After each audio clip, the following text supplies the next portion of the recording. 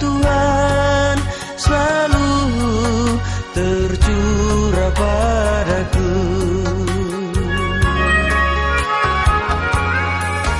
Walau sering aku jatuh dalam lembah dosa,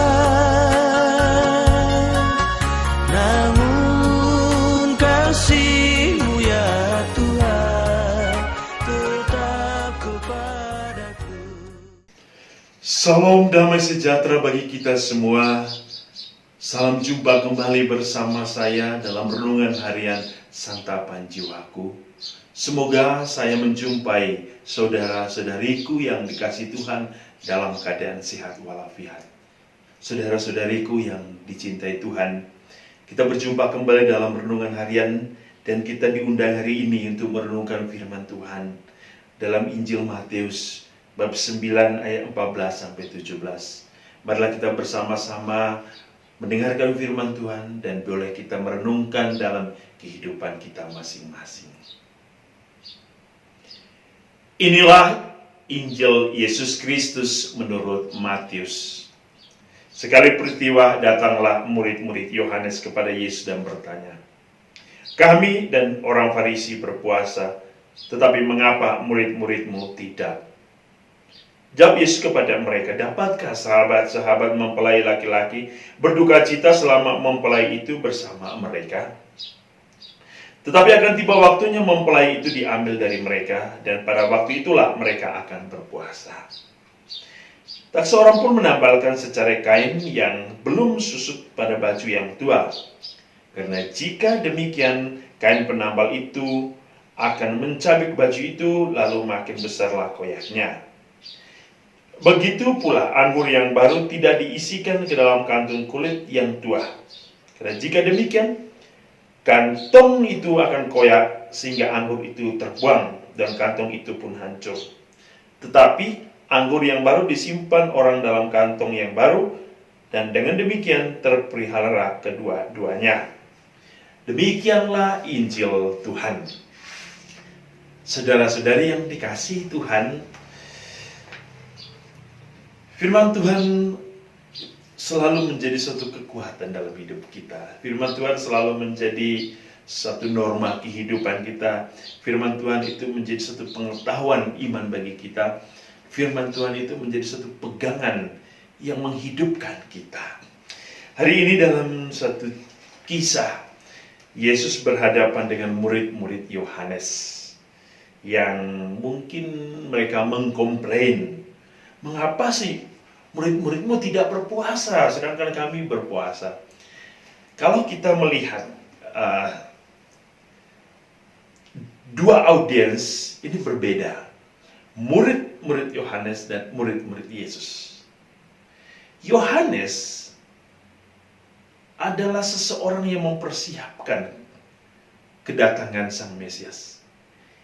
Ia bahkan mewartakan tentang Sang Mesias. Tetapi kalau kita melihat bahwa murid-murid Yohanes ini, mereka belum menjadi murid Yesus, sehingga mereka belum memahami, dan itu bisa dimengerti. Karena mereka belum mengerti, maka mereka bertanya kepada Yesus, "Mengapa kami berpuasa tapi murid-Mu tidak?" Tentu ini adalah satu pelajaran bahwa mereka harus mengetahui inilah Mesias yang telah dikatakan oleh sang guru mereka Yohanes. Dialah kabar sukacita. Dialah mempelai itu. Dialah yang membuat pesta itu. Dia yang membuat semua hidup kita menjadi berarti. Maka bersama dia kita ada sukacita, ada kegembiraan, tidak ada kegelisahan. Saya yakin setelah ini banyak murid Yohanes mengikuti Yesus. Dan itu memang terjadi. Bahwa banyak murid-murid Yohanes akhirnya mengikuti Yesus. Karena mereka merindukan dan mendapat jawaban. Dan saya yakin Yohanes pun mungkin mempersilahkan mereka untuk bergabung bersama Yesus. Karena Yohanes hanya mempersiapkan diri. mempersiapkan kedatangan Yesus. Ini luar biasa. Yang berikut, Yesus mengatakan satu perumpamaan yang sangat indah. Dapatkah baju yang lama itu disambung, dijahit dengan baju yang baru? Atau anggur yang lama bersatu dengan anggur baru? Tidak. Yesus berbicara tentang dirinya. Yesus berbicara tentang kehidupan baru di dalam Allah, dalam dirinya. Ia tidak berbicara lagi kehidupan lama para murid Yohanes. Para murid Yohanes tidak bisa bersatu dengan murid Yesus kalau mereka tidak bersatu dan menjadi murid Yesus. Mereka bisa mengerti kalau mereka bisa menjadi murid Yesus. Maka Yesus mengatakan, anggur yang baru harus disimpan dalam kantong yang baru. Murid Yohanes harus menjadi pribadi yang baru dalam Yesus agar mereka bisa mengalami komunitas baru. Artinya ada satu sistem kehidupan yang berbeda, cara berpikir yang berbeda, cara bertindak yang berbeda. Karena kita tahu apa itu makna dari puasa. Puasa itu pembaharuan diri, pembaharuan jiwa, pembaharuan pikiran. Ada satu perubahan dalam hidup kita. Berpuasa itu berarti ada sesuatu yang mau diperbaharui dalam hidup kita kepada sesuatu untuk menjadi lebih baik. Jadi kalau orang berpuasa tidak punya makna, lebih baik jangan berpuasa. Nanti di malahan dia menjadi menderita, mungkin kelaparan, mungkin dia menjadi tidak bisa mengekang dirinya.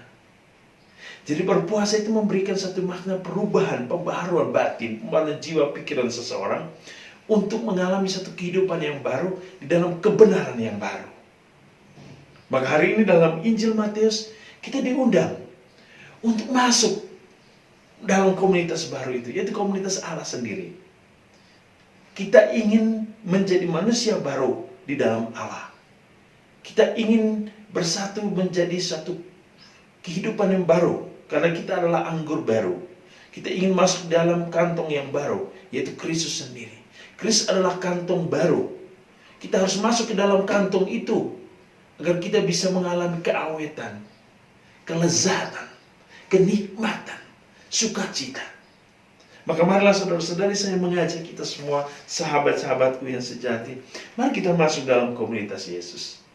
Mari kita masuk dalam komunitas gereja.